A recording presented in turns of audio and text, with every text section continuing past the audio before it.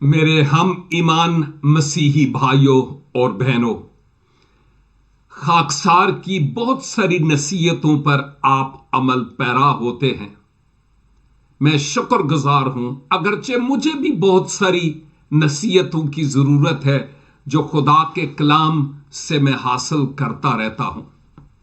آج ایک اور نصیحت کرنا چاہتا ہوں، اور وہ یہ ہے کہ بعض اوقات ایسی ایڈز آپ کو ملتی ہیں جن میں کسی مسیحی کی عزت کی تذلیل کی جاتی ہے، جیسے وہ کنورٹ ہو گیا اور وہ کنورٹ ہو گئی اور اس نے ایمان چھوڑ دیا اور وہ ادھر چلا گیا اور ادھر چلی گئی۔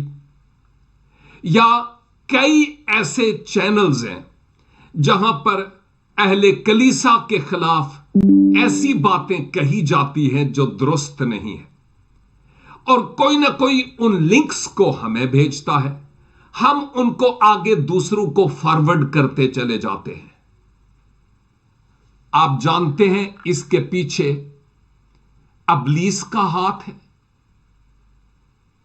وہ کوشش کرتا ہے کہ ان ایڈز کو دوسروں تک پہنچانے کے ذریعہ دوسروں کے حوصلے مضبوط ہوں کہ وہ بھی سوچے ہاں اینے کیتا ہے تو پھر میں بھی کراں۔